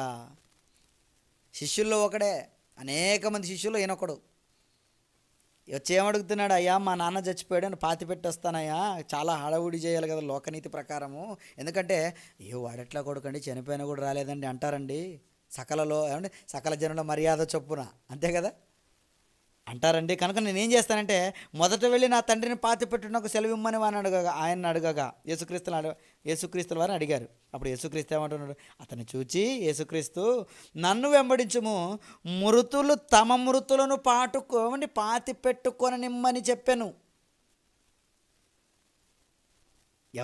నువ్వు నన్ను వెంబడించు, మృతులున్నారు వాళ్ళ దగ్గర, వారు తమ మృతులను పాతి పెట్టుకుంటారు. ఇది దేవుని నీతి. ఎలా ఉంది దేవుని నీతి మీరు చెప్పండి. ఏమండి, ఇది అర్థమైందా మీకు? ఇది అర్థం కావాలంటే ఒకసారి ఇర్మియా గ్రంథానికి వద్దామండి. ఒకసారి ఇర్మియా గ్రంథం 22వ అధ్యాయం 10వ వచనం చదువుదాం ప్రియులారా. ఇర్మియా గ్రంథము ఏమండి 22వ అధ్యాయము 10వ వచనం. ఇక్కడ ఏమంటాడు చూడండి. ఇర్మియా గ్రంథము 22వ అధ్యాయం 10వ వచనం. చనిపోయిన వాని గురించి ఏడవద్దు, వాని గురించి అంగలార్చవద్దు. ఎందుకు? వెళ్ళిపోవచ్చున్న వాని గూర్చి బహురోదనము చేయుడి వాడిక రాడు. ఏమండి, వాడు ఇకను తిరిగి రాడు, తన జన్మభూమిని చూడడు. ఎంత గొప్ప మాట చెప్తున్నాడండి. చనిపోయిన వారి గురించి నువ్వు వెళ్ళి ఏదో హడావుడి చేసేస్తావేంటి? అది లోకానికి అది బాగా కనపడవచ్చు, లోకానికి నీతిగా కనపడవచ్చు, కానీ నిజం తెలుసు కదా నీకు చనిపోయిన వానిలో ఏమీ లేదని. కనుక ఇక్కడ నేనున్నాను, ఇప్పుడు దేవుని పని, ఇదిగో సాక్షాత్తు దేవకుమారుని, ఇదిగో దేవుడు నేను వచ్చాను మీ దగ్గరికి దేవుని మార్గం తెలపడానికి. నన్ను విడిచిపెట్టి వెళ్ళిపోతావేంటి? పని చాలా ఉంది, వచ్చేయి, నన్ను వెంబడించు. పాతి పెట్టుకునే వాళ్ళు చాలామంది ఉన్నారులే, ఎప్పుడు నేను నీతో ఉండను కదా, వచ్చేయి నన్ను వెంబడించి అంటున్నాడండి యేసుక్రీస్తుల వారు. నీకు అర్థమైందా? ఎందుకంటే మనం ఇంకా వెళ్ళిపోతున్న వాళ్ళు, ఇదిగో వాడు చనిపోయి వెళ్ళిపోయాడు, ఆత్మ ఒక క్షణంలో వెళ్ళిపోతుంది లోకానికి. ఇప్పుడు వాడి గురించి నువ్వు ఎంత హడావుడి చేసినా మళ్ళీ వాడు తిరిగి రాడు. వాని ఆత్మకు శాంతి సమాధానాలు నువ్వేదో కోరుకోవడం వల్ల, నువ్వేదో చనిపోయినప్పుడు నువ్వేదో చేయడం వల్ల, నువ్వేదో ప్రార్థనలు పెట్టుకోవడం వల్ల, ఆ శవములో పెట్టెలో పెట్టడం వల్ల, ఆ శవానికి బాప్తీసం ఇవ్వడం వల్ల, శవాలకు కూడా ఈరోజు ప్రార్థనలు, తండ్రి ఆత్మను చేర్చుకొని, ఏమి ఆల్రెడీ చేరిపోయింది. అది లోకంలో ఏదో నీతి అలా చేస్తే ఏదో బాగుంటుందని చేసుకుంటారు, అది దేవుని నీతికి సరిపోదండి. అందుకని యేసుక్రీస్తుల వారు మృతులు పాతి పెట్టుకుంటారు. వాళ్ళు పాతి పెట్టేవాళ్ళు చాలామంది ఉన్నారు. నువ్వు వచ్చేయి. ఎందుకు? చనిపోచున్న వాని గురించి మనం ఆలోచించాలి. ఇంకా చనిపోలేదు, అతడు చనిపోతే ఎక్కడికి వెళతాడు? పదా, అతని కోసం మనం ఆలోచించాలి. అతని ఆత్మ నరకానికి వెళ్ళిపోకూడదు. అలాంటి వాళ్ళ కోసం ఏడుద్దాం, అలాంటి వాళ్ళ కోసం బహురోదనం చేద్దాం. వాళ్ళ కోసం అది లోకం చేస్తుంది, లోకనీతి అది. దేవుని నీతిగా ఇదిగో ఎంతోమంది నరకాగ్నికి వెళ్ళిపోతున్నారు కదా, అలాంటి వాళ్ళ అగ్నిలో నుండి తప్పించడానికి ఏడుద్దాం. అందుకని ఈరోజు రండి, మారండి అని మేము ఏడుస్తుంటే, మేము చెబుతుంటే వీళ్ళకేంటి పని పాటలేదు అనుకుంటున్నారు. వాళ్ళకి అలాగే ఉంటుంది. కారణం వాళ్ళు లోకనీతిలో ఉన్నారు కనుక ఏమండి, చనిపోయిన వాని గురించి లోకనీతి ఎలా ఉంది చెప్పు? నీ లోకనీతి ఎలా ఉండాలి చెప్పు? కనుక ప్రియులారా, లోకనీతి అది దేవుని నీతిని నెరవేరుస్తుందా? అది దేవుని నీతికి సమానం అంటే ఎంత మాత్రం కాదండి. మరి ఈరోజు నువ్వు లోకనీతిలో ఉన్నావా? ఒకసారి ఆలోచించు. అయితే దేవుని నీతికి సమానం కాదు, నువ్వు పరలోకానికి వెళ్ళవు. ఈ లోకంలో నువ్వేదో దాన ధర్మాలు చేయటం, అంతే కదండి. ఈరోజు నువ్వు ఎంతోమందిని అడుక్కునేవాళ్ళు చూస్తుంటావు. ఏమండి, అడుక్కునేవాళ్ళు కూడా ఎలా అడుక్కుంటారో మీరు చెప్పండి. వాళ్ళ అవయవాలు చూపించి అడుక్కుంటుంటారు. అలా అంటే వాళ్ళు చేయలేదనుకోండి, ఇక్కడ నాకు చేయలేదని చెప్పడానికి చేయి వరకు మడత పెట్టి, ఇదిగో నాకు ధర్మం చేయండి. అలా నువ్వు వాళ్ళకి ఏదో ధర్మం చేయడం వల్ల నీకేదో పరలోకం వచ్చేస్తుందా? కాదండి. అసలు మీ దాన ధర్మాలు అలా వాళ్ళకి చేయటంతోనే మీకు పరలోకం వచ్చేస్తుందంటే పొరపాటు. అవి చేయడం కాదు. అన్నాడు అపోస్తులు అన్నారు కదండి. అపోస్తులు ఏమని మాట్లాడుతున్నారు చూడండి. మేము వాక్యము బోధించుట విడిచిపెట్టి ఆహారం పంచిపెట్టుట యుక్తము కాదు అంటారు చూడండి ఆ మాట. అపోస్తుల కార్యములు 6వ అధ్యాయము 2వ వచనంలో చూడండి ఒకసారి ఆ మాట. అపోస్తుల కార్యములు 6వ అధ్యాయం 2వ వచనం నుంచి, అప్పుడు 12 అపోస్తులను తమ యొద్దకు శిష్యుల సమూహములు పిలిచి, మేము దేవుని వాక్యం బోధించుట మాని ఆహారం పంచిపెట్టుట యుక్తము కాదు, ఇది యుక్తమైన పది కాదు, ఇది దేవుని నీతి కాదు. కేవలం ఆహారం పంచిపెట్టడం దేవుని నీతి కాదు అని చెప్పేస్తున్నాడు చూడండి. మరేంటి దేవుని నీతి? వాక్యము బోధించటము దేవుని నీతి, దేవుడు చెప్పిన మాట ప్రకారం బ్రతకడము దేవుని నీతి. ఆహారం పంచిపెట్టడం చేసేవాళ్ళు చేస్తారు, మీరు దేవుని కార్యాలు చేయండి. దేవుని గురించి అర్థమైన వాళ్ళు దేవుడు చెప్పినట్టు బ్రతకండి, వాక్యం బోధించండి. ఈ వాక్యం అనే ఆహారము లేక, అంతే కదండి, ఇది అక్షయమైనది వాక్యమైన ఆహారం. క్షయమయ్యే ఆహారం అది చాలామంది ఉన్నారు, వదిలేయండి. మీరు అక్షయమైన ఆహారం కోసం తెలిసిన వాళ్ళు, ఇది తింటేనే బ్రతుకుతారని తెలిసిన మీరు దీన్ని పంచిపెట్టండి అయ్యా. అందుకని ఆనాడు అపోస్తులు, దీన్ని పంచిపెట్టడము యుక్తం కాదు, దీనికి వేరే వాళ్ళని నియమించండి, మేము మాత్రం వాక్యం చెప్పకుండా ఉండలేం, మేము చెప్పేస్తాం. కనుక ఈరోజు మీరు ఎలా ఉన్నారు? ఈ నీతిని నెరవేర్చేవారుగా మీరు ఉన్నారా? మీరు చెప్పండి ఏమండి. ఇక ఇంకొక నీతి ఏమండి, ఈ యొక్క అంటే భోజనం విషయంలో కానీ, విందులు వినోదాలు చేసే విషయంలో కానీ, ఇవి లోకనీతి. లోకంలో ఎంతోమంది ఎన్నో సంబరాలు, ఎన్నో ఫంక్షన్స్ ఏర్పాటు చేసుకుంటారు. ఇలా మనం కూడా చేసుకుంటే అది దేవుని నీతి? ఈ విందులు వినోదాలు మనం చేసుకోవచ్చా? అది దేవుని నీతికి సరిపోతుందా, సమానమా అంటే, ఒకసారి ఆ విందులు వినోదాల గురించి కూడా యేసుక్రీస్తు మాట్లాడతారు చూడండి ఒకసారి. ఎక్కడ చూస్తారంటే లూకా రాసిన సువార్త 14వ అధ్యాయము, క్రైస్తవులు విందులు వినోదాలు చేసుకోవచ్చా, అది దేవుని నీతికి సరిపోతుందా అంటే, ఇక్కడ ఏమంటున్నాడు చూడండి. లూకా రాసిన సువార్త 14వ అధ్యాయము ఏమండి, మీరు మొదటి నుంచి చదువుకోండి, బాగా మీకు అర్థమవుతుంది. నేను మీకు పాఠానికి అవసరమయ్యేటట్లు 12, 13, 14 వచనాలు చదువుతాను, మీరు మొదటి నుంచి చదువుకోండి ఏమండి ఇంటి దగ్గర. ఇక్కడ ఏం చెప్తున్నాడు 12వ వచనం నుంచి, మరియు ఆయన తన్ను పిలిచిన వానితో, అంటే విందుకు పిలిచిన వానితో ఇట్లా అన్నాడు, ఏమని? నీవు పగటి విందైనను రాత్రి విందైనను చేయనప్పుడు నీ స్నేహితులతోనైనను, నీ సహోదరులతోనైనను, నీ బంధువులతోనైనను, ధనవంతులకు నీ పొరుగు వారినైనా నువ్వు పిలవద్దు. ఇదేంటిది? లోకం పిలిచేది వాళ్ళనే, కానీ ఈయనేంటి? నీ మొట్టమొదటిగా విందుకైనా కార్యక్రమానికైనా మొదటిగా ఎవరిని పిలుస్తారు మీరు చెప్పండి? మొట్టమొదటిగా పిలిచేది బంధువులనే, స్నేహితులనే, ఉన్నవాళ్ళనే. కానీ దేవుని నీతి ఎలా ఉంది? వాళ్ళను పిలవద్దు. మరి ఎవరిని పిలవమంటున్నాడు? వారు ఒకవేళ నిన్ను మరలా పిలిచి నీకు ప్రత్యుపకారం కలుగును, నీకు ప్రత్యుపకారం వాళ్ళు మళ్ళీ చేస్తే నీకు సరిపోతుంది ఇంకా. అయితే నీవు 13వ వచనంలో, నీవు విందు చేయనప్పుడు బీదలను, అంగహీనులను, కుంటివాండ్రను, గుడ్డివాండ్రను పిలువుము, నీకు ప్రత్యుపకారం చేయుటకు వారికి ఏమీ లేదు గనక నీవు ధన్యుడవైదువు, నీతిమంతుల పునరుద్ధానమందు నీవు ప్రత్యుపకారం పొందుదు అని చెప్పెను. అబ్బా, ఎంత గొప్ప మాట అండి. ఇదిగో నువ్వు పిలుస్తావు, వాళ్ళు నిన్ను పిలుస్తారు, చెల్లుకు చెల్లు అయిపోయింది. నీకేం ఉపకారం వస్తుంది దానివల్ల? ఏమంటే లేని వాళ్ళు ఎవరైనా ఉన్నారా? నీకు ఇవ్వలేని వాళ్ళు ఎవరైనా ఉన్నారా? అలా నువ్విస్తే నీతిమంతుల పునరుద్ధానం ఒక రోజు వస్తుంది కదా, ఆ రోజుల్లో నువ్వు చేసిన లెక్క నీకు ఉపయోగపడుతుందట. ఇదిగో నువ్వు చేసిన ధర్మకార్యం అప్పుడు నీకు ప్రత్యుపకారం. నేను చేశానండి, వాళ్ళు చేయలేదండి, ఆ లెక్కలో నీకు ఉంటుంది అంతే. అలా చేయలేని వాళ్ళకు నువ్వు చేస్తావు. ఇది దేవుని నీతి సుమా. కానీ నీ నీతి లోకనీతి. మొదట బంధువులు, స్నేహితులు, వీళ్ళు అందరినీ పిలిచేస్తారు. ఎవరైనా వస్తే, ఇతను ఎవరో తెలీదు, బయటకు పంపించేయండి ఇతన్ని. ఎవరు పిలిచారా పెళ్ళికి నిన్ను అని లేని వాళ్ళని అప్పుడప్పుడు బయటికి గెంటేస్తున్నారండి. కారణం అది లోక మర్యాద. కానీ దేవుని మర్యాద అలా ఉండదు. దేవుని నీతి, దేవుని మర్యాద తెలుసుకున్న నువ్వు కూడా అలా ఉండటానికి వీల్లేదు. ఓకేనండి, మీకు అర్థమవుతుందా? ఇంకా లోతుల్లోకి వెళ్ళిపోతే, ఇంకా నువ్వు ఎవరికయ్యా సహాయం చేయాలి, ఎవరినయ్యా నువ్వు ఆదుకోవాలి అని ఇంకా దేవుని నీతి ఏం చెబుతుందంటే, యేసుక్రీస్తులో చెబుతాడు, ఇదిగో ఆశీర్వదింపబడిన వారులారా, అంతే కదండి. తాను యేసుక్రీస్తు కుడివైపు ఉన్నవారిని చూసి ఏం చెప్తున్నాడు చూడండి ఒకసారి. మత్తాయి రాసిన సువార్త 25వ అధ్యాయము. మత్తాయి రాసిన సువార్త 25వ అధ్యాయంలో ఎక్కడ చూస్తారంటే 34 నుంచి, అప్పుడు రాజు తన కుడివైపు ఉన్న వారిని చూచి, నా తండ్రి చేత ఆశీర్వదింపబడిన వారిలో రండి, లోకం పుట్టిన మొదలుకొని మీ కొరకు సిద్ధపరచబడిన రాజ్యమును స్వతంత్రించుకొనుడి. నేను ఆకలి గొంటిని, మీరు నాకు భోజనం పెట్టితిరి, దప్పిగొంటిని, నాకు దాహం ఇచ్చితిరి, పరదేశినయుంటిని, నన్ను చేర్చుకుంటిరి, దిగంబరయుంటిని, నాకు బట్టలు ఇచ్చితిరి, రోగినయుంటిని, నన్ను చూడవచ్చితిరి, చెరసాలలో ఉంటిని, నా యొద్దకు వచ్చితిరని చెప్పును. అందుకు నీతిమంతులు, ప్రభువా, ఎప్పుడు నీవు ఆకలి గొంటి ఉండుట మేము చూచి నీకు ఆహారం ఇచ్చితిమి, నీవు దప్పిగొనిండుట చూచి మీకు ఎప్పుడయ్యా దాహం ఇచ్చితిమి, ఎప్పుడు పరదేశం ఉండుట చూచి నిన్ను చేర్చుకుంటిమి, దిగంబరమై ఉండుట చూచి నీకు ఎప్పుడయ్యా బట్టలు ఇచ్చాము, నీవు ఎప్పుడు రోగివై ఉండుట, చెరసాలలో ఉండుట అయినను మేము చూచి నీ యొద్దకు వచ్చితిమి. అసలు ఎప్పుడో ఇవన్నీ జరిగాయి అని ఆయనను అడిగారట.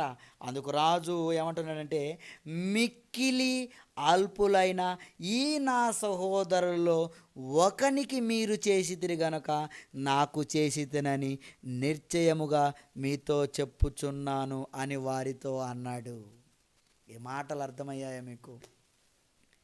నిజానికి మీరు సహాయము లోతుల్లోకి, దేవుని వాక్య లోతుల్లోకి వెళితే, దేవుని నీతుల్లోకి వెళితే, పరిశుద్ధులైన వారిలో బీదలైన వారికి మీరు సహాయం చేయాలి.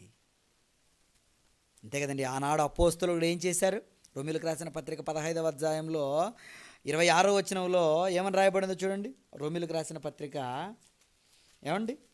రోమీయులకు రాసిన పత్రిక 15వ అధ్యాయము 26వ వచనంలో 15:26లో, ఏలయనగా యెరూషలేములో ఉన్న పరిశుద్ధులలో బీదలైన వారి నిమిత్తము మాసిదోనియ వారు, అకాయ వారు కొంత సొమ్ము చందా వేయనిష్టపడిరి. పరిశుద్ధులలో బీదలైన వారి కొరకు మీరు ఇస్తున్నారా? అలా ఇవ్వండి. అలా ఇవ్వటం వల్ల మీకేమవుతుందో తెలుసా? ఇదిగో ఆశీర్వదింపబడిన వారలారా మీరు రండి. మీరు చేశారు, చాలా అద్భుత కార్యం మీరు చేశారు. మీరు ఆశీర్వదింపబడిన వాళ్ళు. నేను ఆకలి కొన్నాను, మీరు ఆహారం పెట్టారండి, బట్టలు లేకుండా నాకు బట్టలు ఇచ్చారు. ఇవన్నీ ఆయన చెబుతున్నప్పుడు, మేమెప్పుడు అయ్యా నువ్వు రోగిగా ఉన్నప్పుడు మేమెప్పుడు చూడడానికి వచ్చాము, నువ్వెప్పుడు ఆకలి కొంటే మేమెక్కడ అన్నం పెట్టాము, నీకు బట్టలు లేకపోతే మేమెప్పుడు బట్టలు ఇచ్చాము అని అన్నప్పుడు, మిక్కిలి అల్పులైన సహోదరులకు మీరు చేశారు, నాకు చేశారని చెప్తున్నాడు చూడండి. కనుక పరిశుద్ధులైన వారిలో బీదలైన వారిని మీరు జ్ఞాపకం చేసుకుంటున్నారా? ఇది దేవుని నీతి. కానీ లోకంలో ఎవరు నేను ఎలా ఉన్నా పర్లేదు, వాళ్ళు ఎలాగున్నా పర్లేదు, వాళ్ళకి చేసేద్దాం, నేను చేసేస్తాను, ఇది నీతి. నా ధర్మకార్యాలు దేవుని దగ్గరికి వెళ్ళిపోతానే అనుకుంటున్నారు. కానీ నువ్వు బాగోలేక, అతను బాగోలేక ఏదో ధర్మకార్యాలని మీరు చేసేస్తున్నారంటే మీ కార్యాలు లోక కార్యాలే, కానీ అవి దేవుని కార్యాలు ఎంత మాత్రం కాదు. అది లోకనీతే కానీ దేవుని నీతి ఎంత మాత్రం కాదు. లోకనీతి దేవుని నీతికి సమానం అంటే ఎంత మాత్రం కాదండి. ఎందుకంటే సహకారులుగా ఉండాలి, దేవుని పనిలో ఉండాలి. మీరు దేవుని పనిలో ఉన్న వాళ్ళకి సహకారులుగా ఉండాలి. అదే అంటాడు కదా ఎవరు? ఫిలిప్పీలకు రాస్తూ పౌలు గారు, ఇదిగో అవును క్లెమెంతుతోనూ నా ఇతర స్త్రీలతో చూడండి ఆ మాట ఎంత చక్కగా మాట్లాడతాడంటే ప్రియులారా, ఆయన అవును నిజమైన సహకారి అంటాడు.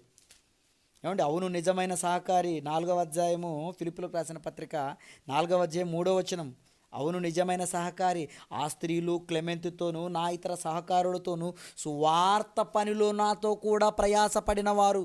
నువ్వు ప్రయాసపడాలి. దేంట్లో? సువార్త పనిలో ప్రయాసపడిన వాళ్ళు ఉన్నారా? అలాంటి వాళ్ళకు నువ్వు సహకారంగా ఉన్నావా? నువ్వే లేకుండా సువార్త పనిలో నువ్వే ఉన్నావా? నువ్వు ఒకళ్ళు సువార్త పనిలో నీ చేత కాదా?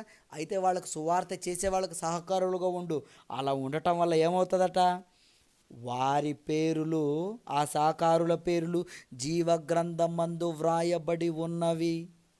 దేవుని నీతి, దేవుని పనిలో ఇదిగో నిజంగా నిష్పక్షపాతంగా, నిష్కల్మషంగా దేవుని వాక్యాన్ని ఉన్నది ఉన్నట్టుగా ఎవరైతే బోధిస్తున్నారో, లోపల ఒకటి బయట ఒకటి కాదు, తాను చేస్తూ దేవుని పని. అంతే కదండి. ఆనాడు శాస్త్రుల నీతి, పరిశీలన నీతి ఎలా ఉంది? వారు చెప్పుదురే కానీ చెయ్యరు. నువ్వు అలా కాదు, నువ్వు చెప్పాలి, నువ్వు చెయ్యాలి. ఒకవేళ నువ్వు అలా ఉంటే నీకు సహకారులుగా ఎవరైనా ఉంటే వారి పేర్లు జీవగ్రంథంలో ఉంటాయట. చూడండి, ఎందుకంటే జీవగ్రంథంలో గనక పేరు లేదనుకోండి, ప్రకటన గ్రంథంలో 20 అధ్యాయంలో 15వ వచనంలో ప్రియులారా, ప్రకటన గ్రంథము 20 అధ్యాయము 15వ వచనంలో, ఎవని పేరైనను జీవగ్రంథమందు వ్రాయబడినట్టు కనబడని ఎడల వాడు అగ్నిగుండములో పడవేయబడును. కనుక నీ పేరుండాలి. మరి నీ పేరుండాలంటే నువ్వు సహాయం చేయాలి, ఎంతోమందిని ఆదుకోవాలి. ఎలా ఆదుకోవాలి? ఆదుకోవడం వల్లనే నాకు వచ్చేస్తుందండి పరలోకం అనుకుంటే పొరపాటు. దేవుని నీతిని నీకు తెలిసి ఉండాలి. లోకానుసారంగా నువ్వు అస్సలు ఉండకూడదు. ఏమండి, ఈ మూర్ఖతరమైన వక్ర జనమును నువ్వు వేరైపో అంటాడు. వీళ్ళు మూర్ఖులు. ఈ జనాలు ఇదిగో అదే నీతి అనుకుంటారు, అదే ధర్మం అనుకుంటారు, అదే నీతి కార్యం అనుకుంటారు. కానీ కాదయ్యా, వాక్యం చెప్పినట్లు నీ జీవితం ఉండాలి. నీకు ఇష్టం వచ్చినట్టు. ఏమంటే అతను పర్లేదండి, అతని పాడుగా అతను ఉంటాడండి, ఇతరులు పట్టించుకోడండి, అది నీకు నీతిగా ఉందా లోకంలో? లేదయ్యా, దేవునికి అలా ఉంటే సరిపోదు. అతని పాడుగా అతను ఉన్నాడు. ఎవరు ధనవంతుడు, ప్రతిరోజు ఏమంటే ఎవరిని దోచుకోలేదు, దొంగతనం చేయలేదు, వ్యభిచారం చేయలేదు, నరహత్య చేయలేదు, రోజు సుఖంగా ఉన్నాడు. కానీ ఎక్కడికి వెళ్ళిపోయాడు? కుమారుడా, నీవు నీ జీవిత కాలమందు అంటాడు కదండి, లూకా రాసిన సువార్త 16:25లో, నీవు నీకిష్టమైనట్టు సుఖము అనుభవించిది. నీకిష్టమైనట్టు బతికితే కాదయ్యా, నీకిష్టం వచ్చినట్టు బ్రతకడానికి కాదు నీకు దేవుడు దేహాన్ని ఇచ్చింది. దేవునికి ఇష్టమైనట్లు బ్రతకాలి. దేవుని నీతిని నువ్వు జరిగించాలి. నీ నీతి అవసరం లేదు. నీకు యథార్థంగా కనబడుతుందేమో నువ్వు చేసే పనులు, నీకు యథార్థంగా కనపడితే సరిపోదు. ఎందుకంటే ఒకనికి యథార్థంగా కనపడు మార్గము తుదకది ఎక్కడికి నడిపిస్తుంది? పాతాళానికి నడిపిస్తుంది, నరకానికి నన్ను నడిపిస్తుంది. నాకు కరెక్ట్ అండి, అది సరి చాలండి అంటాడు ఈరోజు చాలామంది. అంతేగాని చాలామంది మాట్లాడుతూ నాకు కరెక్ట్గా కనపడుతుందండి, ఇంకా వేరే వాళ్ళకి అనవసరం అండి అంటారా? లేదు, నువ్వు నడిచే మార్గం అది దేవుని మార్గం అయి ఉండాలి. అది దేవుని మార్గంలో కరెక్ట్గా ఉండాలి. అందుకని సరి చూసుకోమంటారు అప్పుడప్పుడు. చూసుకో, నువ్వు నడుస్తున్న మార్గం రైటా రాంగా. ఎందుకంటే నీకు మంచిగా కనపడేది దేవునికి మంచిగా లేదేమో. ఈరోజు లోకానికి కరెక్ట్గా ఉంది, లోక మర్యాద అంత బాగానే ఉంది, కానీ దేవుని నీతిని ఎంత మాత్రం నెరవేర్చదు అది. చూడండి, దేవుని నీతికి మనుష్యుల నీతికి ఎంత తేడా ఉందో ప్రియులారా. కనుక దేవుని నీతిని మీరు జరిగించాలంటే మీకు ఇష్టమైనట్టు మీరు బ్రతకూడదు, దేవునికి ఇష్టమైనట్లు మీ బ్రతుకుండాలి. ఒక మాటలో చెప్పాలంటే యాకోబు గారు రాస్తారు కదా, 4వ అధ్యాయము 4వ వచనంలో, ఈ లోక స్నేహం దేవునితో వైరమని మీరెరుగరా. చూడండి ఒకసారి ఆ మాట. ఏమండి, చివరిగా ఆ మాటను చూసుకొని ముగింపులోకి వెళ్ళిపోదామండి. ఏమండి, యాకోబు రాసిన పత్రిక 4వ అధ్యాయము, యాకోబు రాసిన పత్రిక 4వ అధ్యాయము 4వ వచనం, వ్యభిచారుణులారా. వ్యభిచారుణులు ఎందుకంటున్నాడు? ఏది పడితే లోకంలో ఆశపడడం, అది కావాలి ఇది కావాలి, ఆశపడమే వ్యభిచారం. వ్యభిచారం అంటే అమ్మాయిని చెడపడమే వ్యభిచారం అని మీరు అనుకుంటున్నారు. కాదు, ఆశపడి మీ శరీరాన్ని అర్పించడం. వేటుకో, ఉద్యోగానికి ఆశపడుతున్నారు, ధనానికి ఆశపడుతున్నారు, ఏమండి దేనికి ఆశపడుతున్నది చెప్పండి? మీ శరీరం. అందుకని వ్యభిచారుణులారా, ఈ లోక స్నేహము ఏమంటున్నాడు? ఈ లోక స్నేహము దేవునితో వైరమని మీరెరుగర. కాబట్టి ఎవడు ఈ లోకముతో స్నేహము చేయగోరునో వాడు దేవునికే శత్రువగును. లోకంతో స్నేహం చేస్తారా? లోకం ఏదేదో అనుకుంటుంది. లోకముల నీతే, ఇదే లోక మర్యాద, ఇదే నీతి, దేవుని నీతి, మేము దేవుని పని చేస్తున్నాం అనుకుంటుంది. ఏదో దాన ధర్మాలు చేసేసి కాదు, అవి దేవుని నీతిని నెరవేర్చదు. దేవుని కోపానికి బలైపోతారు. కనుక లోకంతో స్నేహం వద్దు, అది దేవునికి విరోధం. కనుక ప్రియులారా, లోకం శరీర సంబంధమైన వాటి కోసమే ఆలోచిస్తుంది, శరీరాన్ని సుఖపెట్టాలని ఆలోచిస్తుంది. కాదండి, మీరు ఆత్మను బ్రతికించేవారుగా మీరు ఉండాలి. ఆత్మలు బ్రతికించేవారుగా, ఇదిగో మిమ్మల్ని, మీ ఆత్మని మీరు రక్షించుకొని ఇంకొంతమంది ఆత్మను రక్షించే పనిలో మీరు ఉండాలి. అదే యేసుక్రీస్తుల వారు నేర్పాడు, అదే వాక్యం చెబుతుంది, లేఖనం కూడా అదే చెబుతుంది. అందుకని ప్రియులారా, మీ విశ్వాసం ఎలా ఉంది మీరు చెప్పండి, మీ నీతి ఎలా ఉంది మీరు చెప్పండి. ఏమండి, చివరిగా రాజుల రెండవ గ్రంథము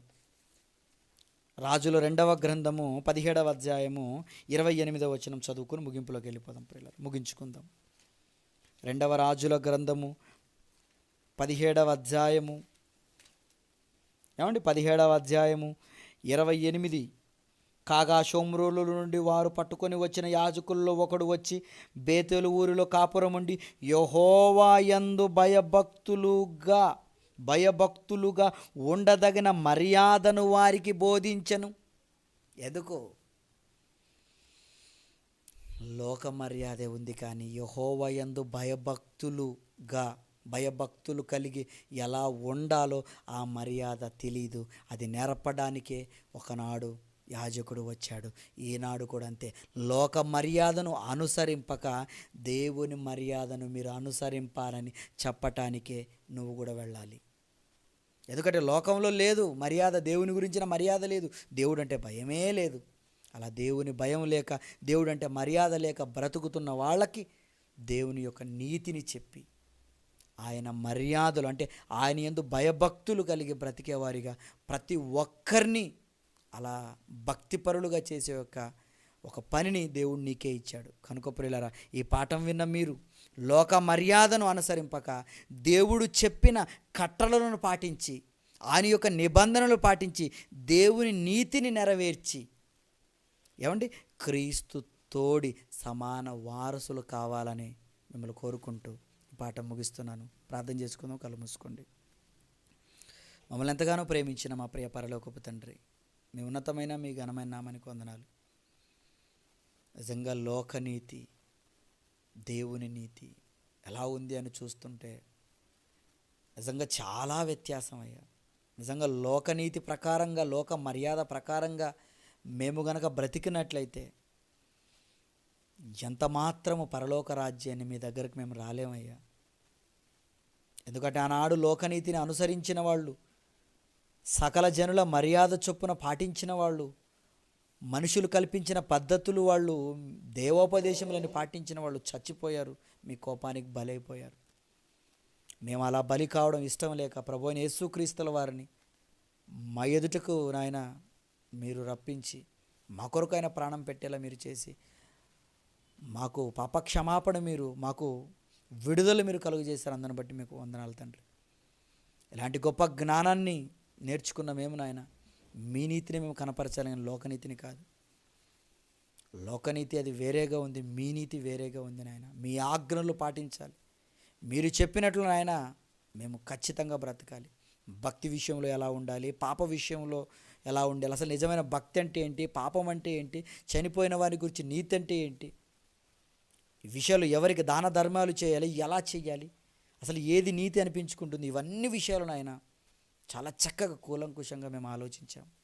ఈ విషయాల్లో నాయన విన్న విషయాలు ఏ ఒక్కటి నిరర్థకం కాకుండా వాటి ప్రకారం బ్రతకటానికి కావలసిన సహాయమును దయచేయండి. ఇంతటి జ్ఞానానికి మమ్మల్ని వారసులుగా చేసినటువంటి ఆత్మీయ తండ్రి గారిని జ్ఞాపకం చేసుకోండి. ఆయనకి మంచి ఆరోగ్యాన్ని, మంచి ఆయుష్ని మీరు ఇవ్వండి. Bible open university India international ద్వారా జరుగుతున్న కార్యక్రమాలన్నిటిలో మీ తోడు, మీ సహాయమును దయచేయండి. ఈ కర్ణాటక ప్రాంతంలో మీ పనిని నాయన మేము పూనుకొని, మీ పనిలో మమ్మల్ని మరి పురికొల్పుతున్నటువంటి అన్నను రామన్నను జ్ఞాపకం చేసుకొని, అతని కుటుంబాన్ని జ్ఞాపకం చేసుకోండి. అతను తలపెట్టిన నాయన ఆ పని, చర్చి నిర్మాణం విషయంలో, అన్నగారు ఉండటం విషయంలో, ఆ పని విషయాల్లో అన్నీ కూడా సజావుగా సాగటానికి కావలసిన సహాయమును దయచేస్తారని నమ్ముతూ యేసుక్రీస్తు నామములో ఈ ప్రార్థన మీకు సమర్పిస్తున్నాను తండ్రి. ఆమేన్. ఓకేనండి, అందరికీ వందనాలండి.